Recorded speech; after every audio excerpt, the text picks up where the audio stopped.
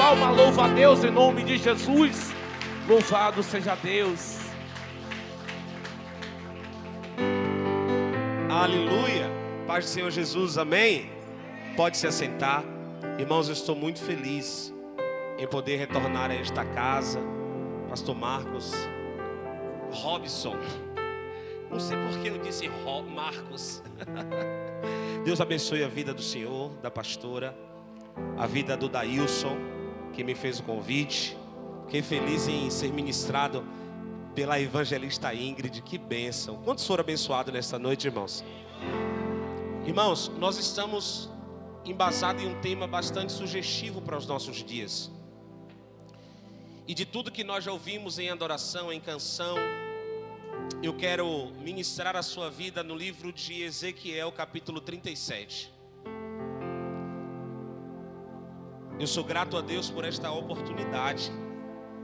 E debaixo aqui da autorização dos pastores da igreja, falei com o Dailson, eu compilei esse material, o Levita sobre o óleo do shofar, para aqueles que têm interesse de aprender um pouco mais sobre esse ministério que é tão sensível, um ministério que é tão delicado. Nós fizemos aqui uma apostila com 50 páginas, com 7 tópicos. O primeiro é o conceito bíblico do ministério levítico, os 5 princípios para o ministério levítico. Os levitas são a família, o levita é um guerreiro, o autêntico ministério de um levita, o levita na casa do Senhor, Asaf, o discípulo levita. Esse aqui é o primeiro volume, o segundo volume já está em andamento. E até o início do ano que vem nós estamos com o segundo volume dessa apostila. E também no início do ano que vem nós estamos preparando um livro, irmãos. O Senhor tem nos dado um direcionamento para estar escrevendo algumas coisas. Nós já temos aí uma caminhada de 12 anos no ministério pastoral. Nós já temos alguma caminhada no ministério de adoração. Isso aqui é fruto de uma vida. Amém? Eu vou deixar aqui com meu filho Israel. E você que queira, eu só tenho 4, viu, irmão? Fizemos uma tirada grande e graças a Deus só restaram 4. Então se você quiser garantir a sua no final do culto, você me procura, que eu tenho ali ainda 4 exemplares para poder compartilhar com você. Livro de Ezequiel, capítulo de número 37.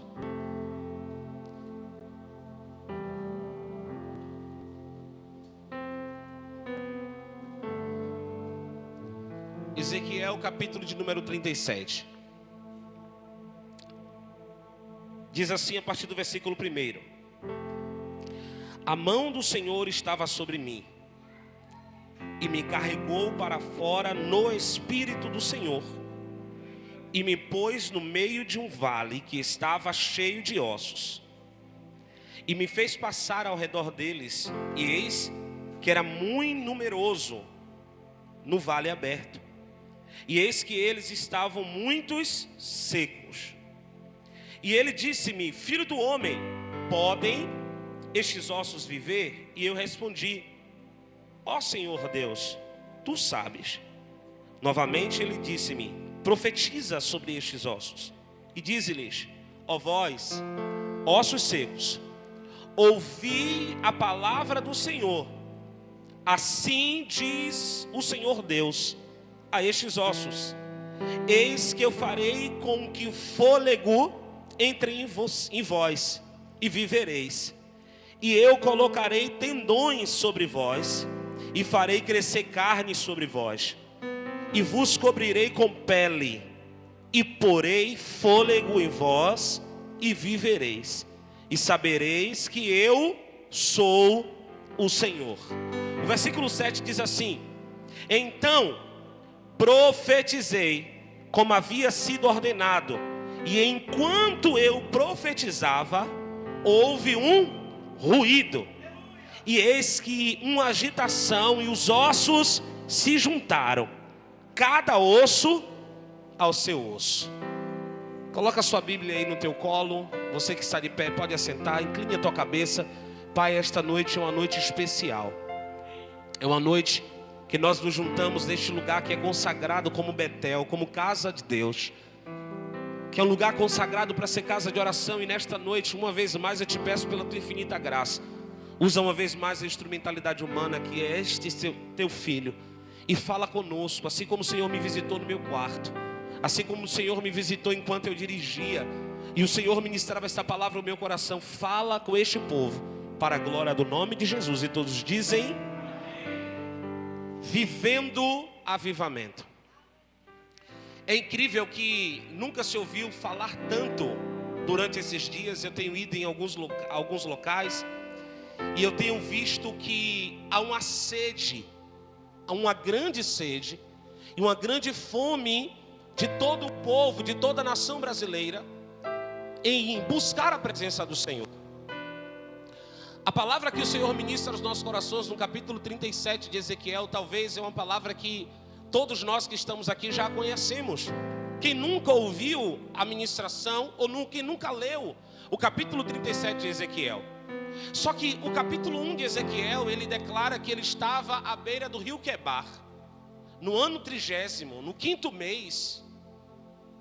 E enquanto ele estava ali, diante daquele povo, ele estava com os cativos de Babilônia, a saber, que Nabucodonosor havia tido 2 incursões para a cidade de Jerusalém, para a cidade de Judá.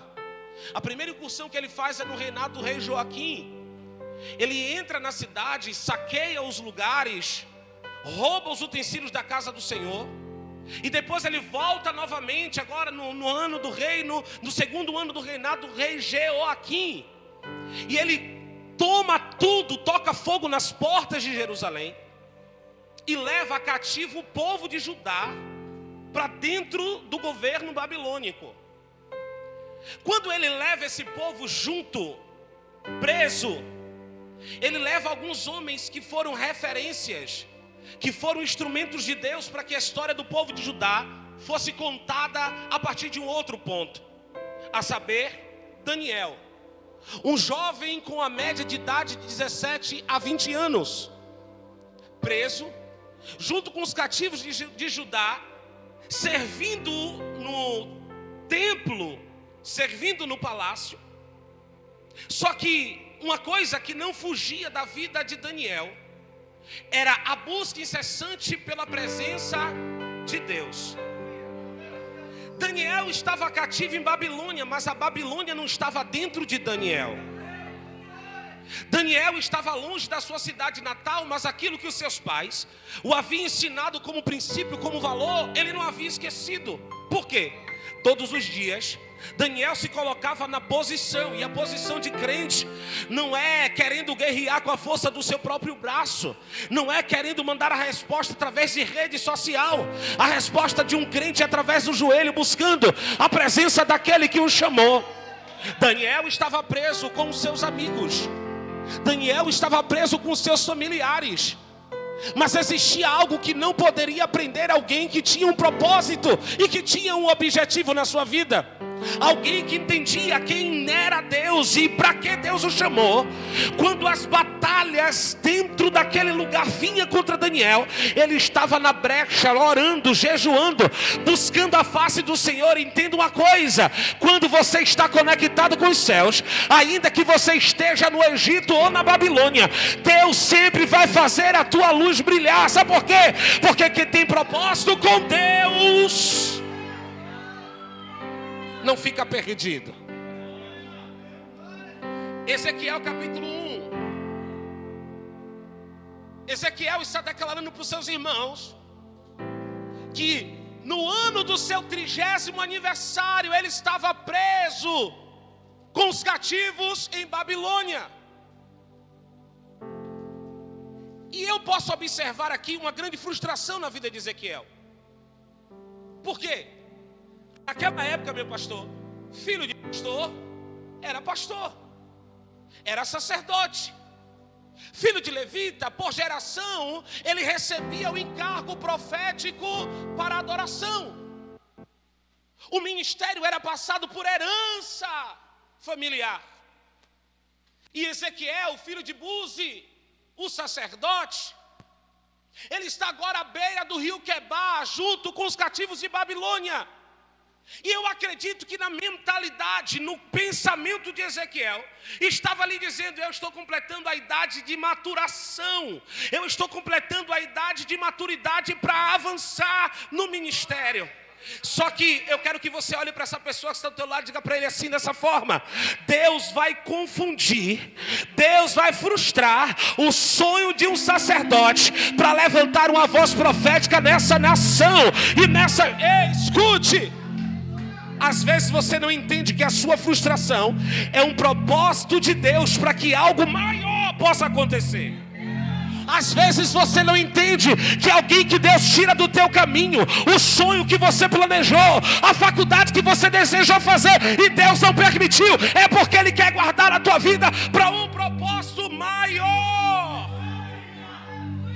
A Bíblia diz que Deus começa a dar visões espirituais a Ezequiel. E cá entre nós, se algum de nós aqui tivéssemos a primeira visão que Ezequiel tem, nós ficaríamos totalmente atônitos. Porque pensa comigo, você vê um ser com 4 cabeças: cabeça de homem, cabeça de águia, cabeça de touro. Você vê um ser totalmente estranho. Só que Deus, Ele vai usar as nossas limitações para que Ele possa estabelecer o propósito dEle. Não, eu estou sentindo a graça de Deus nesse ambiente. A Bíblia diz que quando Ezequiel, ele estava lamentando-se, por quê? Porque ele não estava vivendo aquilo que ele havia projetado para viver. Deus estava dizendo: meu filho, tira o olho da terra, porque aquilo que é terreno é passageiro, é transitório, mas aquilo que eu tenho para você, isto é eterno. E a Bíblia diz que enquanto Ezequiel estava observando os cativos de Babilônia, ele parou de olhar para baixo e ele olhou para o céu e ele disse: e eu tive visões dos céus. Eu quero que você entenda algo muito peculiar da palavra de Deus. O avivamento não é uma agenda feita por homens. O avivamento não é uma agenda estabelecida. Não, eu vou marcar na agenda e tal dia vai acontecer o avivamento. Não, o avivamento é quando alguém está com fome e sede de buscar a presença de Deus e para de olhar para as suas frustrações e olha para o céu e tem visões celestiais. Ele tem outras visões, mas eu quero me ater a essa visão do capítulo 37. A Bíblia diz que Nabucodonosor faz o povo de Judá escravo, prende o povo, e aqui nós já estamos caminhando para mais de 30 anos. Haja vista que o profeta Jeremias havia profetizado que o cativo duraria 70 anos. Quantos anos? Quando Ezequiel dá por si que era o dia de ele estar exercendo a sua função sacerdotal, ele está agora num dilema, num problema mental. Só que naquele momento Deus estava dizendo: meu filho, eu estou marcando agora a história de uma geração através da sua frustração. Ah, só alguém aqui entendeu? Meu filho, eu estou pegando os seus dilemas, os seus problemas, e eu estou transformando aquilo que era para ser maldição em bênção. Eu irei mudar a história de Jerusalém. Mas vem aqui para o ambiente espiritual. Deixa eu te mostrar qual é a realidade do povo de Israel.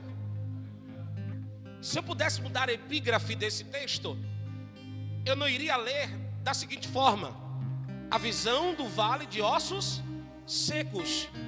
Eu colocaria a visão do vale de ossos sequíssimos.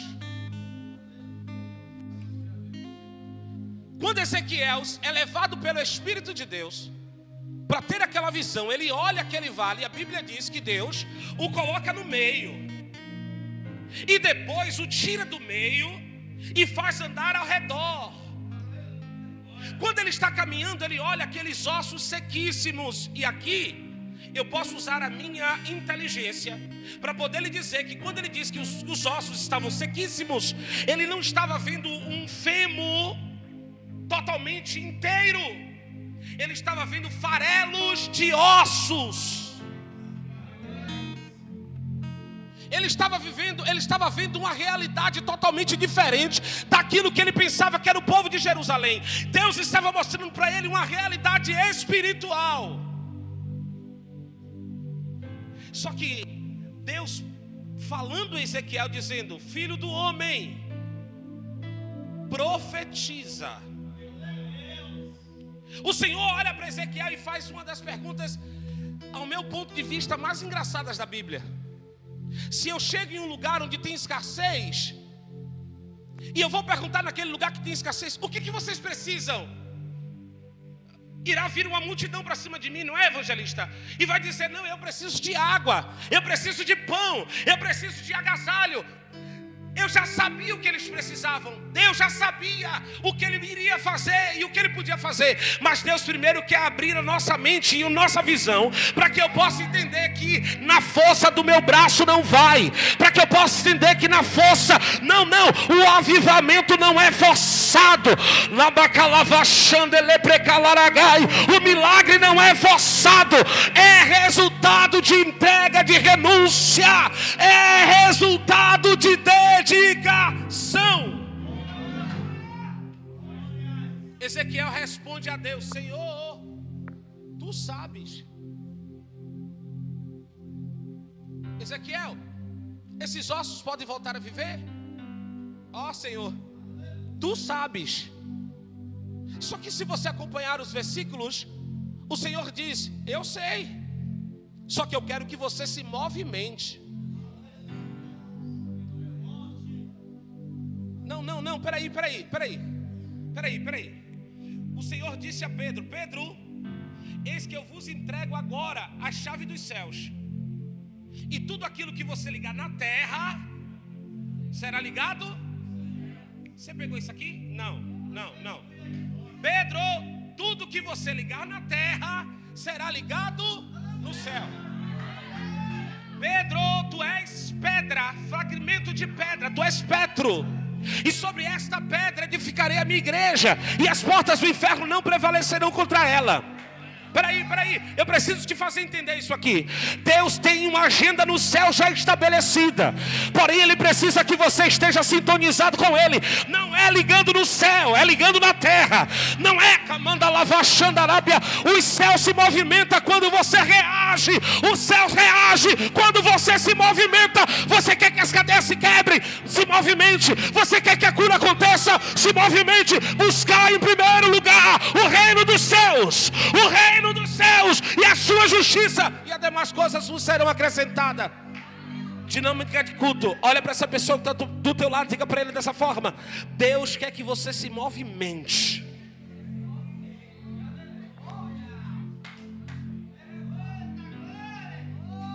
Não ficar com cara de panguão, esperando as coisas acontecerem. Do céu só vai cair chuva, cerol e sereno. Chuva e sereno é o que vai cair do céu. Mas quando você ultrapassa esse primeiro céu, quando você entra nas regiões espirituais, quando você, ai meu Deus, quando você chega diante do trono de Deus, sabe o que é fé?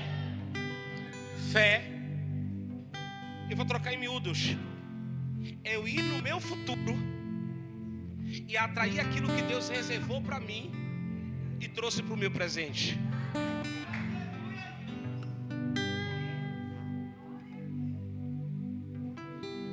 Através da minha entrega diante do altar,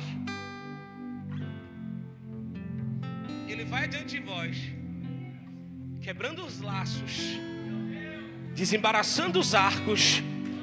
Ele vai diante de vós. A Bíblia diz que Ele nos meteria em uma boa terra. É a palavra quem está dizendo que quando Ezequiel devolve a palavra para Deus, qual é a resposta de Deus para Ezequiel? Qual é? Profetiza. É muito fácil profetizar quando tudo vai bem. É muito fácil profetizar quando tudo está fluindo, quando tudo está acontecendo. Você precisa ser profeta nas horas das dificuldades. Você precisa ser profeta na hora em que a presença de Deus, ela está no ambiente, mas você não está sentindo. Você precisa ser profeta de Deus quando as coisas estão se querendo se frustrar, quando os planos estão dando errado, quando o marido sai de casa. Você precisa ser profetisa de Deus e declarar a restauração. Você precisa abrir a tua boca. Ei, escute, quando Ezequiel está diante do vale de ossos secos, Deus olha para ele e diz: esse vale pode reviver, Ezequiel. Ele diz: Senhor, tu sabes. Só que a transformação que acontecerá na geografia onde você é estabelecido não acontecerá através da força do teu braço, mas acontecerá através daquilo que Deus depositou dentro de você. Quando os portugueses chegaram aqui no Brasil, eles encontraram aquilo que nós conhecemos hoje como uma das madeiras inicialmente mais famosas, o pau-brasil. Só que quando eles chegaram aqui e os índios estavam fazendo o seu trabalho, eles cortavam essa madeira para fazer fogo, para aquecer brasas. Os portugueses voltam para Lisboa, atracam-se no Rio Tejo. E quando eles chegam em Lisboa, a conversa que existia lá é: nós encontramos uma terra, e nessa terra não há homens comuns, há carregadores de brasa. Ah, você não está entendendo isso não? Não. Quando os portugueses que vieram nos roubar, colonizar, levaram nossos bens, ele volta para sua terra natal. Chegando lá, ele diz: eu não encontrei homens comuns lá não, eu encontrei homens que carregavam brasas. Eu estou profetizando que Deus vai mudar a história dessa nação. Sabe por quê? Porque você não é homem comum, você é carregador de brasa.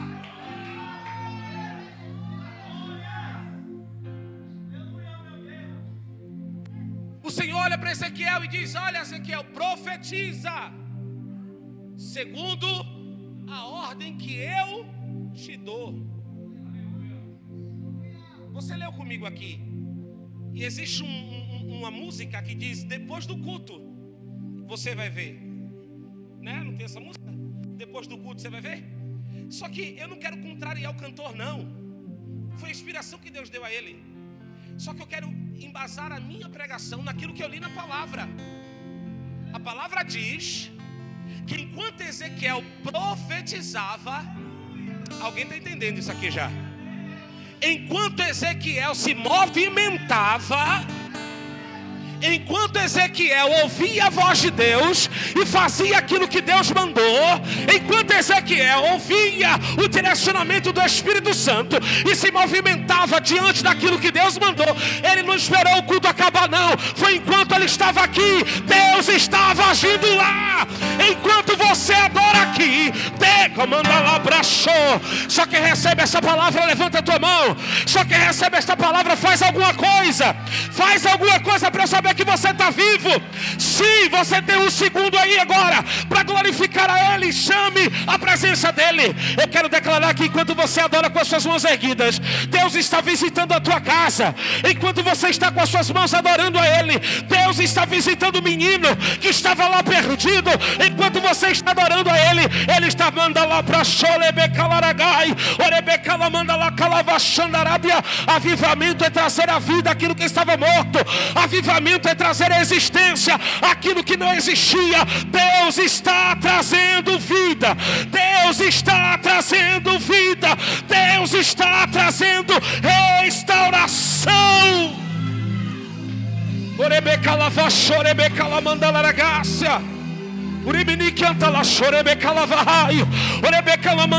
Eu vejo Deus levantando ministérios que estavam parados.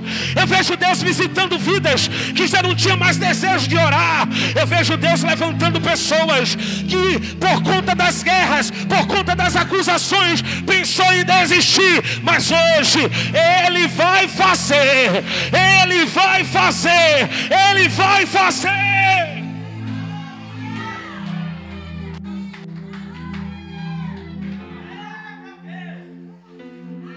Enquanto eu profetizava,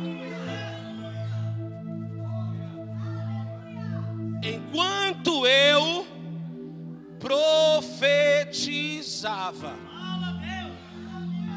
Durante muito tempo eu tive um repúdio à palavra reboliço. A palavra reboliço significa bagunça. A palavra reboliço significa movimento. E quando eu ouvia a palavra Deus já fazia um reboliço, eu dizia na minha vida não. Quem quer que Deus bagunce a sua vida? Quem quer ter a sua vida sacudida e balançada? Só que Deus permite que alguns reboliços aconteçam. Eu posso ser verdadeiro para você aqui? Eu posso? Posso? Deus permite que algumas confusões aconteçam. Deus permite que alguns ciclos sejam encerrados, que alguns vínculos sejam desfeitos. Ei, eu estou profetizando para crente aqui nessa noite. Deus permite que algumas bagunças aconteçam. Sabe por quê? Porque você ainda não tem coragem de tomar a decisão que você precisa tomar. Deus permite que o reboliço. Elias está onde? Dentro da caverna. Só que enquanto ele está na caverna, ele ouve um grande vento, um furacão. Ele disse: olha, Deus está aí.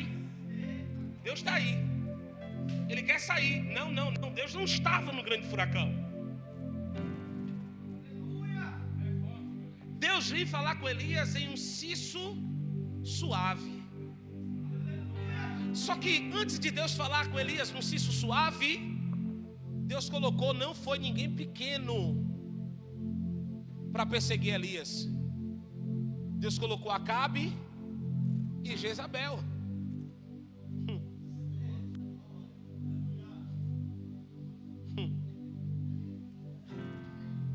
Meu Deus. Sabe qual é o prenúncio do avivamento, irmãos? É a perseguição. É o menear de cabeça de alguns.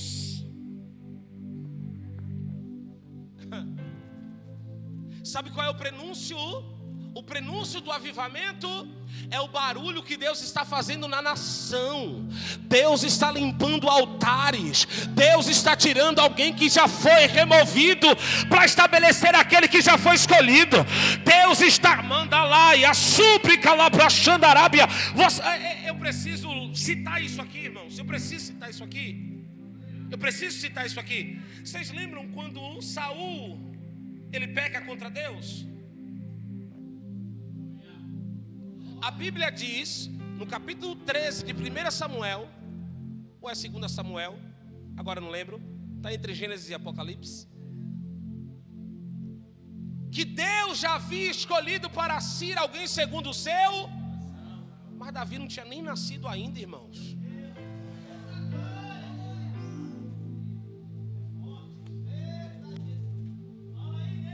O homem não tinha nem nascido ainda, mas já era escolhido por Deus.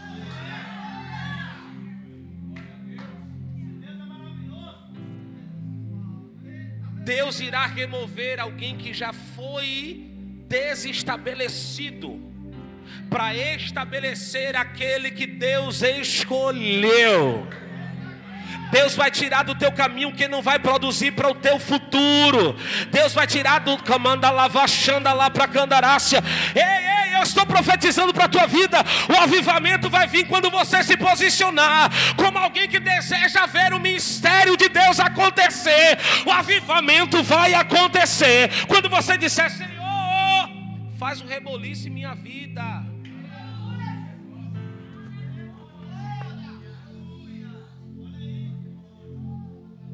A Bíblia diz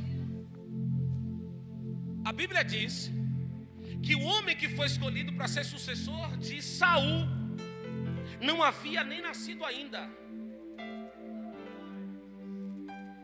Só que quando esse homem nasce,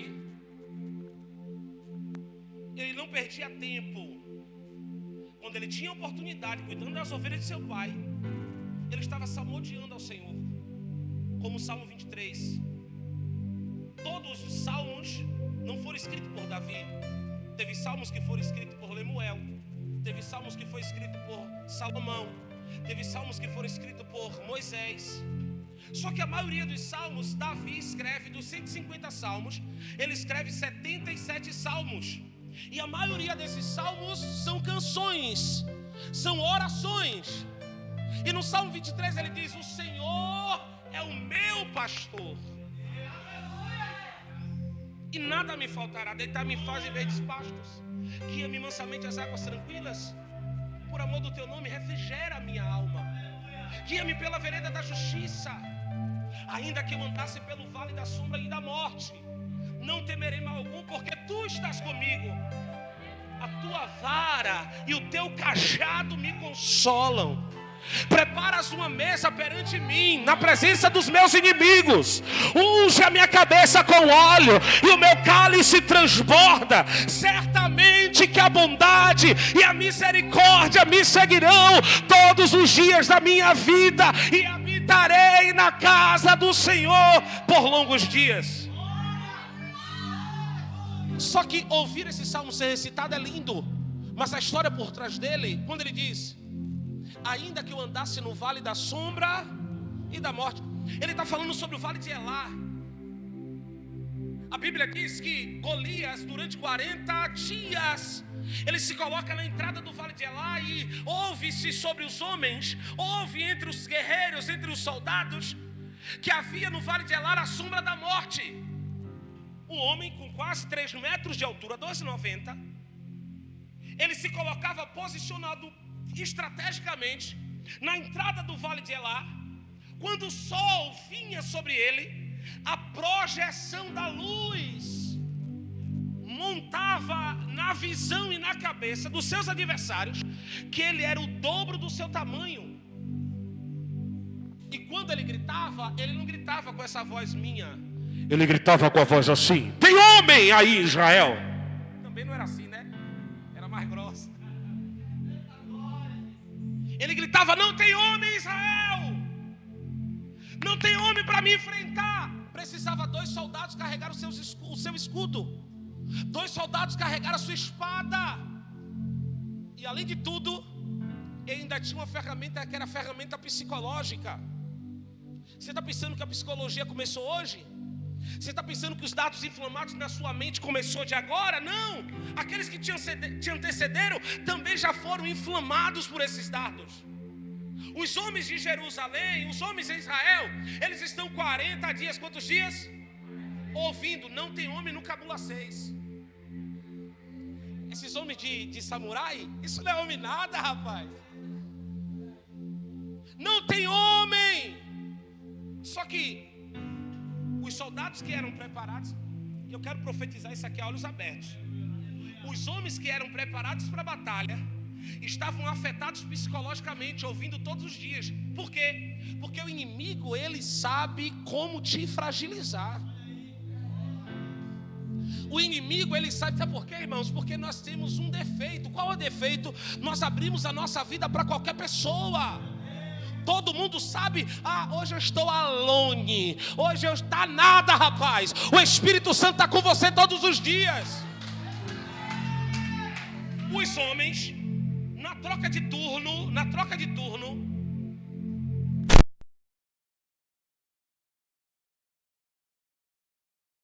a estratégia dele era essa, pastor: eu vou gritar agora de manhã.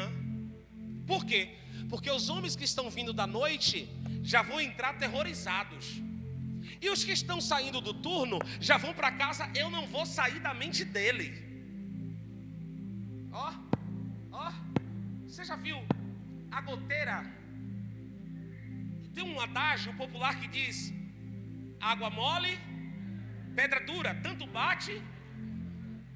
Dentro desse contexto, os homens que eram preparados pelos homens para vencer batalhas, eles estão ouvindo que eles não eram homens, que eles não estavam prontos para vencer batalhas, que eles não iriam avançar, que eles não iriam crescer, que eles não iriam prosperar.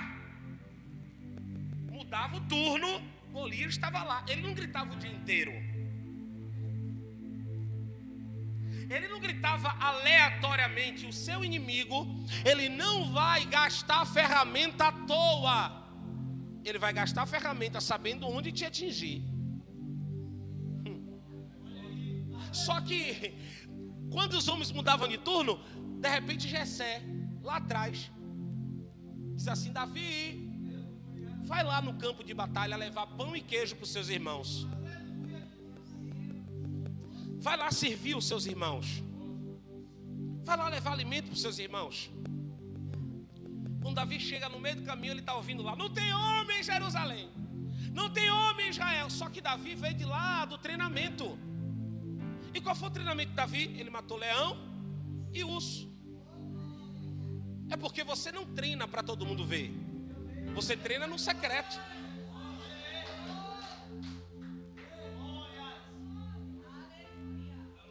Você não treina se amostrando, se expondo. Você treina no secreto. Ninguém viu Davi treinando. Ninguém viu Davi matando o leão e a ursa. Só que quando Davi chega diante do incircunciso, ele não quer nem saber o nome de Golias. A única coisa que ele quer saber é o que é que ele vai ganhar. O que é que eu vou ganhar com isso? O que é que eu vou ganhar com isso? Quem matar esse desgraçado aí? O que é que eu vou ganhar? Você é pequeno, rapaz. Você não tem PhD, você vem de família humilde. Não, você tem a cor da terra. Seu cabelo é ruivo, não meu, mas o de Davi. Você tem a cor do pecado, você tem a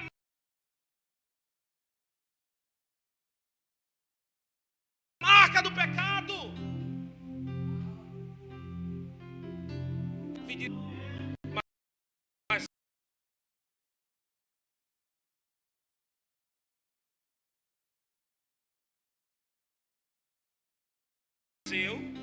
Foi em nome do... Toma aqui minha capa, meu escudo. Davizinho pequenininho se arrastando. Sabe por quê? Porque as experiências do outro não servem para você. Vou repetir para que você possa entender. As experiências que o outro viveu não servem para você. Tenha o seu secreto com Deus. Tenha as suas experiências com Deus.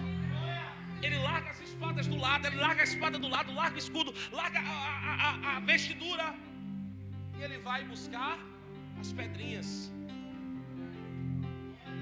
Só que eu quero adiantar isso aqui. Quando Davi chega diante de Golias, é a palavra quem diz. Funciona. Pronto. Só que quando Davi chega diante de Golias, ele roda a pedra e atira. Não foi assim? Se eu estou de frente aqui para Joyce e eu rumo alguma coisa nela, o ideal é ela cair para trás ou para frente? Para trás. Mas se você ler lá em 1 Samuel, a Bíblia diz que Golias caiu com o rosto em terra. Não entendeu não? Entendeu não?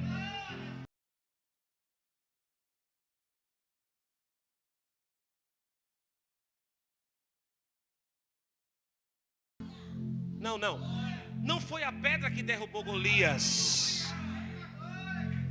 Deus olha para Davi, olha para os homens e diz assim: ó, ei, eu só queria que alguém se colocasse na brecha, na posição. Eu só queria que alguém tomasse a atitude, a ousadia.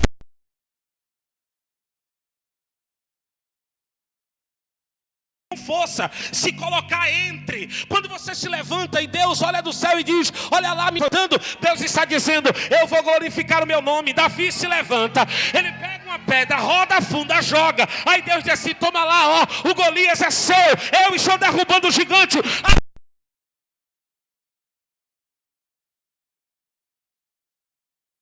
Mas alguém precisa se posicionar. Alguém precisa entender o porquê foi chamado, para quê e para quem faz. Davi joga a pedrinha e Deus empurra o Golias. Aí aquela ferramenta que não servia antes, agora está servindo, porque ele pega e corta a cabeça. do gigante. Deixa eu voltar aqui para encerrar. Quando Deus olha para Ezequiel e diz a ele: esse vale pode voltar a viver, Ezequiel? Ele diz: pode sim, Senhor. Aí Deus diz a ele: profetiza. E Ezequiel diz: eu profetizei segundo a ordem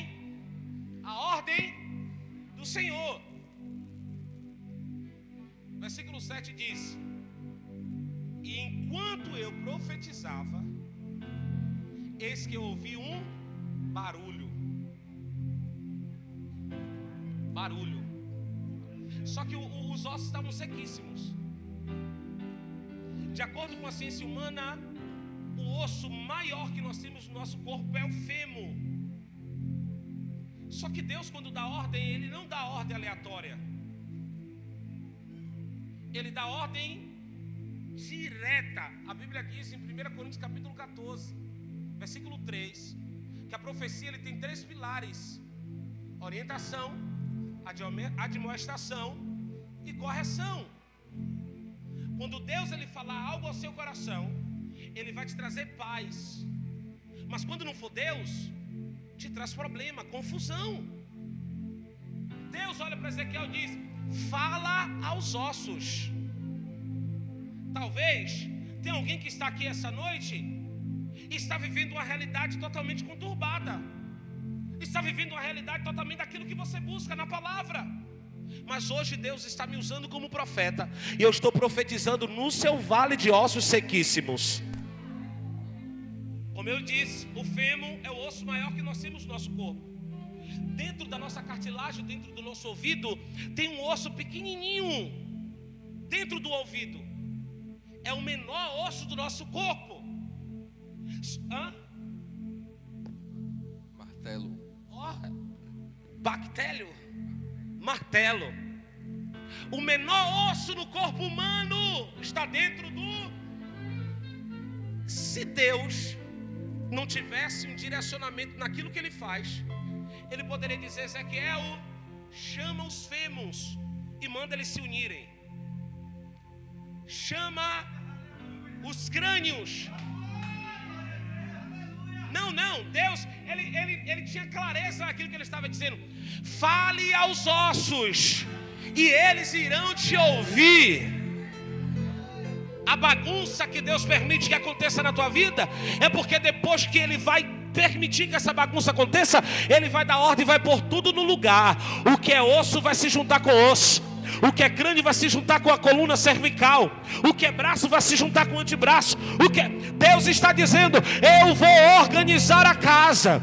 Para que o avivamento possa acontecer, Ele precisa primeiro organizar a casa. E a palavra que Ele libera é essa: eu farei tendões serem esticados sobre vós. A estrutura dos ossos, elas por si só, elas não se unem. Mas quando Deus diz: eu esticarei tendões sobre vós, Deus está dizendo, Salmo 133: ó quão bom e quão maravilhoso é que os irmãos vivam em união. Olha para essa pessoa que está do teu lado e diga para ele: como corpo, eu preciso que você me ame. Como igreja, eu preciso que você me suporte, porque está escrito. Fala com voz de crente: porque está escrito. Onde há unidade, o Senhor ordena a bênção e a vida para sempre. Existe uma palavra liberada, Joel capítulo 2, versículo 28, e há de ser que depois derramarei do meu espírito sobre toda a carne. Atos dos Apóstolos, o Senhor disse aos seus discípulos: ficai em Jerusalém até que do alto vos sejais revestido de poder. O Senhor disse aos seus discípulos uma vez mais: e ser-me-eis as minhas testemunhas, tanto em Judá, em Jerusalém, Cafarnaum e até os confins da terra. O Senhor disse: invoca-me, eu responderei, e tu me glorificarás. O Senhor disse: clama a mim, e eu responder-te-ei, e anunciar-te-ei coisas grandes e firmes que não sabes. Na rua Azusa, o povo se reúne para orar, e de repente o Espírito Santo invade o lugar, e um quarteirão é inundado inundado pela presença. Em Toronto, no Japão, Deus visita um povo que estava orando. A Bíblia diz que estavam 500 crentes. O apóstolo Paulo diz em 2 Coríntios 14 que estavam 500 crentes reunidos, só que 380 cai fora, 120 fica. E depois que o Espírito veio sobre eles, foi liberado o Espírito de profecia. E nessa noite eu quero declarar que o Espírito de Deus está livre, liberado para tocar, para encher, para transbordar sobre a tua vida. E vem fazer o que nenhum homem fez. Vem fazer o que a história nunca viu. Vem cumprir o descrito em Joel. Cante! Vem fazer o que nenhum homem fez. Vem fazer o que a história nunca viu. Vem cumprir, vem cumprir. Levante suas mãos. Avivador. A terra clama. A terra chama, chama, chama. E mais uma vez queremos ver o céu descer. A terra clama. A terra chama, chama. Levante suas mãos e declare isso. Mais uma vez, mais uma vez. Queremos ver o céu descer. Que seja hoje, que seja agora, que seja hoje, que seja agora. Vem, derrama o teu Espírito. Que seja hoje, Seja agora e vem derrama o teu Espírito. que seja hoje, que seja agora. Vem, derrama o teu Espírito. Que seja hoje, Seja agora e vem derrama. Yeshua,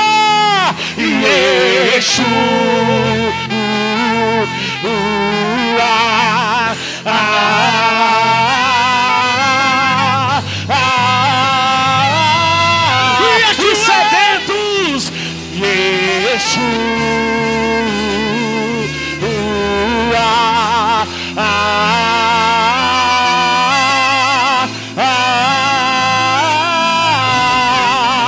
o meu amado é o mais belo entre milhares de milhares. O meu amado é O mais belo entre milhares de milhares. Que se abra os céus, o teu reino vem. A nossa fé está no nosso Deus. Que se abra os céus, o teu reino vem. A nossa fé está no nosso Deus. Que os céus fechados se abram, teu reino venha mover. E a nossa fé e esperança estão em Deus, grande Deus. que os céus fechados se abram, teu reino venha mover. A nossa fé e esperança estão em Deus, Grande Deus. aleluia. Aplauda bem forte ao nome de Jesus.